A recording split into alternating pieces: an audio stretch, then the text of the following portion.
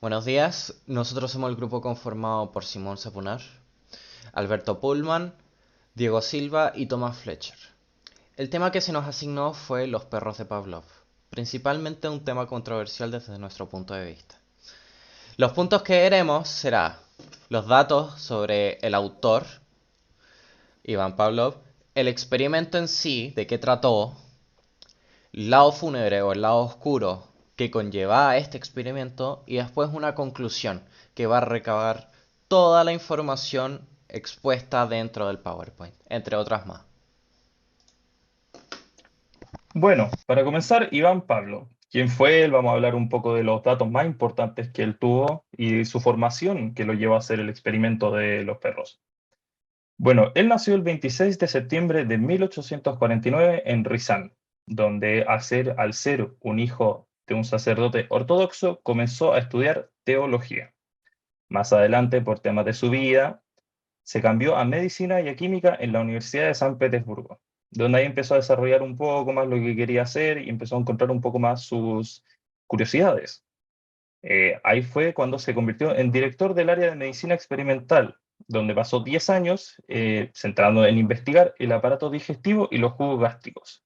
También ahí aprovechó de desarrollar el sistema, o sea, el desarrollar y estudiar el sistema circulatorio, el que ocupó para su tesis médica.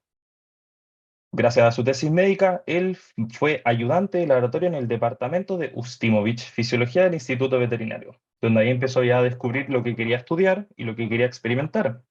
Veterinario con perros, empezó a investigar más con los animales y por eso en 1890 se vuelve profesor de fisiología en la Academia Médica Imperial y director del Departamento de Fisiología del Instituto de Medicina Experimental, donde pasó 10 años totales estudiando, o sea, haciendo todo el experimento de los perros, aprovechando también de de publicar un libro que se llama The Work of the Digestive Glands, el que le dio un premio Nobel, y finalmente lo que lo llevó a ser tan conocido mundialmente por este experimento, por todo el desarrollo y todas las conclusiones y los resultados que te otorgó.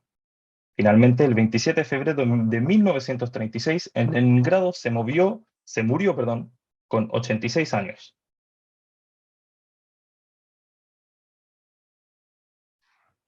Bueno, los experimentos de los perros de Pavlov. ¿En qué consistía el estudio? El estudio era de la salivación de los canes, pero con el paso se descubrió que fue condicionamiento ayudando a respuesta al estímulo y respuesta del ser humano a través del uso de perros. Bueno, ¿de qué se trató este peculiar experimento? Se trataba de generar el hambre a un perro o estimular el hambre de una forma con ruido en este caso. Muchas veces conocido que se usó una campana. La realidad es que se usó un metrónomo por 10 pasos por segundo. Cuando el perro estaba atado a una especie de caja, no una jaula, en la cual él no podía ver su ambiente. Entonces, cuando sonaban a hacer este metrónomo, le estaban avisando al perro, hey, hay comida. También ojo, hay que agregar que al perro se le colocaba un vial de cristal que recolectaba saliva en la garganta. Entonces, cuando el perro empezaba a escuchar el metrónomo, empezaba a salivar y este recolectaba la saliva. Con esto, el experimento, al ser repetido tantas veces, el perro con el único hecho de escucharlo salivaba solo. A final de cuentas, el experimento llegó a implementar el uso también visual para ocasionar este tipo de estímulo. Ya una vez más adelante dentro de este experimento, como ya hablamos, que se le ponía un tubo dentro de la garganta al perro, no solamente podíamos ver estos actos atroces en el experimento, ya que podían ser electrocutados para llegar al objetivo final, también manipulados psicológicamente como en el caso del timbre, o llegar a ser incluso cortados para poder acceder a los jugos gástricos del animal. ¿Y por qué los jugos gástricos? Bueno, Iván Pavlov tenía como extraña manía de vender este jugo como remedio para problemas de estómago, entre otras cosas más. Técnicamente él estaba abusando como de una ética moral que él ya no poseía al profanar a estos pobres animales. poniéndole agujeros, torturándolos con electricidad, torturándolos psicológicamente con comida, con timbres, entre otras cosas más.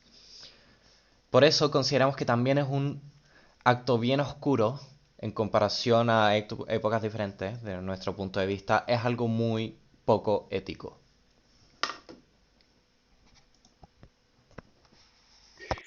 Conclusiones. Bueno, en conclusión, tenemos que la vida de Iván Pavlov es una larga vida, o sea, para la época, el hombre vivió aproximadamente 80 años, vio el nacer de la Unión Soviética, o sea, todavía estaba cuando tenían todo un tema de zares, o sea, murieron y partieron la Unión Soviética. Y dentro de su experimento, que es de la salivación, al futuro esto incluyó con ya una de las partes importantes que es el conductismo. ¿Qué es el conductismo? Una filosofía de la ciencia de la conducta, psicología prácticamente, donde se premian las acciones buenas y las malas son castigadas, lo cual es proceder a la filosofía de las conductas más actuales. ¿Cómo funciona el conductismo como tal? ¿O cómo se planteó? Y era simplemente que bajo un premio, el niño se portaba bien y si este se portaba mal, no recibía premio. Lo que generó esto, que también se llevó a la educación, que también es ya un problema, es que si yo estoy educando a alguien, le doy premio, cuando hace algo bien, no sé, hice una buena nota, hice bien un trabajo, para hacer deporte, ya algo básico. Los niños, curiosamente, son más inteligentes de lo que uno piensa. Entonces, lo que sucedió es que empezó a generar tendencias de manipulación. ¿Para qué? Para conseguir este premio. Ellos ya no querían hacerlo algo bueno, ellos querían el premio, iban por el premio y iban a ocupar todos los métodos que tenían para llegar al premio. En el caso de un niño, es manipulación más psicológica, de que, oh, hice esto bien, cuando realmente tal vez no se hizo bien, tal vez mentir. Entonces ahí ya se desechó como un método de educación también de niños.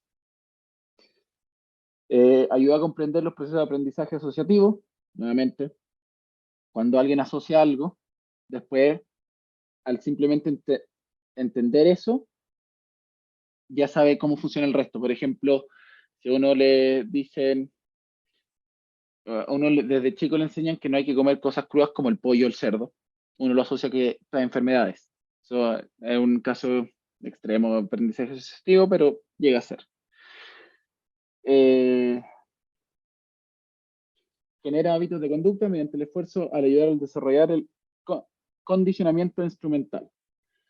Nuevamente, con todos estos sonidos, ahí los perros empezaron a condicionar a hacer algo con el sonido. Ni siquiera por recibir un premio, ya como psicológicamente iban a hacer eso esperando un premio aunque no llegase. Si lo queremos ver en la actualidad, puede ser, digamos, el timbre. Es muy estúpido, pero el timbre. Si uno toca el timbre, uno va a ver si hay alguien, si tocaron todo el tema, y va. Eso ya nos tenemos entrenado. Y si alguien toca el timbre y no hay nadie afuera, igual uno va. Entonces ahí ya tenemos un nivel de condicionamiento en la actualidad en el ser humano inclusive. Y por otra parte vemos que todo esto que cuando uno ve videos o animaciones, hay animaciones muy bonitas donde hacen sonar una campanita, les dan comida al perro y después suena la campana y el perro salió aunque no haya comida. Vemos que tenía una parte horrorosa, donde también había un fin económico al final, que era vender los jugos gástricos de los perros para sacar una ganancia horrible, haciendo unos tratos horrendos al animal, haciendo el agujero y todo eso. Y eso no se hace notar mucho en la actualidad. Entonces, ahí vemos al final que también tenía un lado oscuro.